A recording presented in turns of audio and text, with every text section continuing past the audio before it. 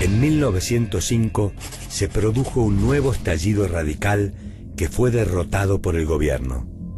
Sin embargo, Irigoyen comenzó a impulsar una nueva política dentro del radicalismo basada en la organización de un partido de alcance nacional que con su abstención en las elecciones denunciara la ilegitimidad del sistema político. La figura de Hipólito crecía en todos los rincones del país. Aunque cada vez se mostraba menos en público y sus discursos disminuían en cantidad, los pocos actos en los que participó se volvieron masivos. Para muchos, era el hombre indicado para renovar la política argentina. En 1910 llegó a la presidencia Roque Sáenz Peña, un conservador decidido a reformar el sistema político para dar respuestas a los planteos de los radicales y socialistas acerca de su legitimidad. Poco antes de asumir, Sáenz Peña le ofreció a Irigoyen elegir sus ministros. Como respuesta, el jefe radical solo pidió que abriera las urnas al pueblo. 2 años después, la gestión de Sáenz Peña generó un conjunto de leyes que establecieron un gran avance. El voto secreto, obligatorio y universal para todos los hombres mayores de edad. La Unión Cívica Radical participó de las elecciones de diputados y gobernadores en varios distritos del país y triunfó en algunos de ellos. Para 1916, la carrera política de Hipólito Yrigoyen hacia la presidencia cobró un fuerte impulso. La Convención Nacional de la UCR determinó que Hipólito Yrigoyen sería su candidato, pero él no aceptó. De inmediato, una multitud se instaló frente a la casa de Hipólito para pedirle que aceptara. Luego cedió y expresó: «Hagan de mí lo que quieran».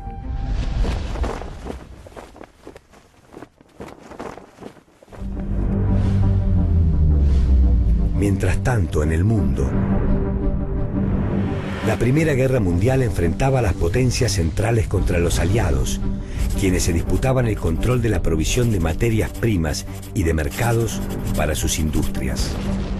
En este enfrentamiento bélico se utilizaban los últimos adelantos tecnológicos: tanques, aviones, gas mostaza y minas terrestres, entre otros. Aunque la Argentina se mantuvo neutral, la guerra produjo diversos efectos. En primer lugar, una drástica reducción de las importaciones, ya que las naciones europeas volcaron su industria al sostenimiento de la guerra. Como consecuencia, surgieron talleres para reemplazar los productos importados de Europa. En segundo lugar, se intensificó la relación comercial con los Estados Unidos, nación que no participó de la guerra hasta 1917.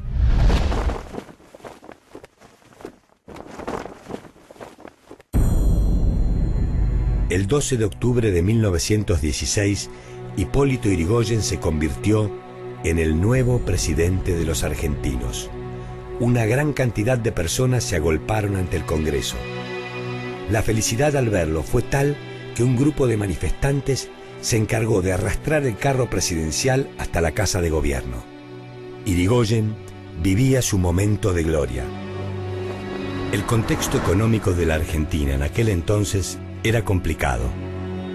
La Primera Guerra Mundial generó un aumento de precios en los productos importados. También existían dificultades para comercializar la producción agrícola en Europa. El Congreso estaba dominado por la oposición, la cual se encargaba de frenar los proyectos de ley. Sin embargo, Yrigoyen no permitía que nada se escapara de su control. Todos sus ministros eran hombres leales que carecían de autonomía para tomar decisiones. Yrigoyen era duro, implacable con el viejo régimen. Creía firmemente que los conservadores esperaban el momento para regresar al poder. Esto lo llevó a implementar un sistema de alcahuetes y policías que controlaban a la oposición y hasta a sus partidarios. Por otra parte, se encargó por primera vez de recibir a los dirigentes obreros. Así, medió en los conflictos entre trabajadores y empleadores. Muchas leyes sociales fueron enviadas al Parlamento, pero una tras otra fueron rechazadas por la oposición. Algunas, en cambio, lograron pasar la dura barrera y alcanzar la aprobación, como la que reglamentó el trabajo a domicilio y las jubilaciones de ferroviarios, empleados del Estado y bancarios. Muy pronto, Irigoyen tuvo que enfrentar otro desafío. En Córdoba se desató la denominada reforma universitaria. Los estudiantes reclamaban modificar los estatutos universitarios para recortar el poder absoluto que detentaban los profesores, casi todos pertenecientes a la clase alta. Finalmente, las reformas fueron aprobadas gracias a la intervención federal de la universidad. Para el presidente, la lucha estudiantil era una prolongación de su propia lucha contra el conservadurismo.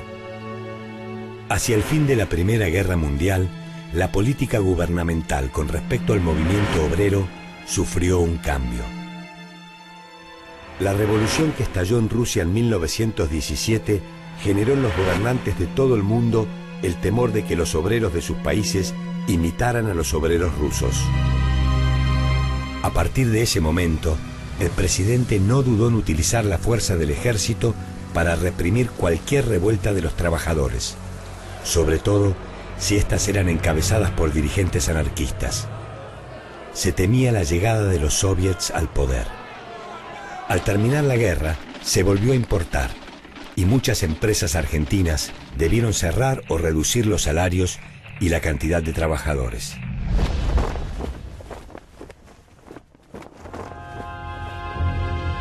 En 1919, en los talleres metalúrgicos Bacena, sus obreros se declararon en huelga. La policía reprimió ferozmente a los trabajadores y varios perdieron la vida. El entierro de los muertos de esa represión se convirtió en una marcha multitudinaria que fue nuevamente reprimida con violencia.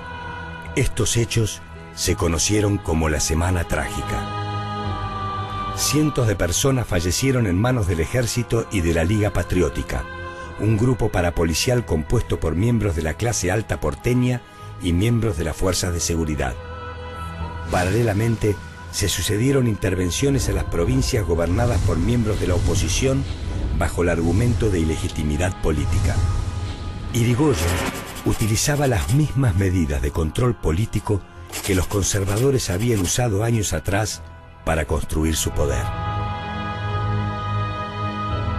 La decisión de revertir algunos negociados de las administraciones anteriores provocaron gran malestar en el sector opositor.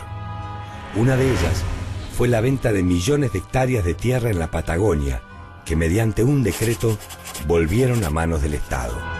Cuando Irigoyen decidió reincorporar al ejército a aquellos que habían participado en las revoluciones radicales, muchos militares se opusieron. El presidente desoyó el reclamo. Ignoraba que esos grupos militares le provocarían, años más tarde, un daño irreparable.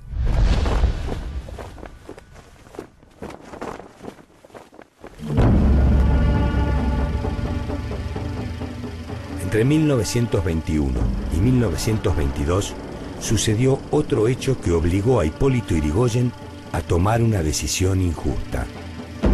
En la Patagonia, los trabajadores de la lana decretaron una huelga. El gobierno envió a un mediador y se logró un acuerdo. Al año siguiente, los patrones no lo cumplieron y la huelga se reinició. El presidente tomó una decisión dura. Envió tropas para aplastar la huelga. La represión se cobró la vida de más de 600 huelguistas. Nuevamente, la imagen de Yrigoyen se manchaba con la sangre de los trabajadores. Al finalizar su presidencia, el radicalismo era el partido político más poderoso del país.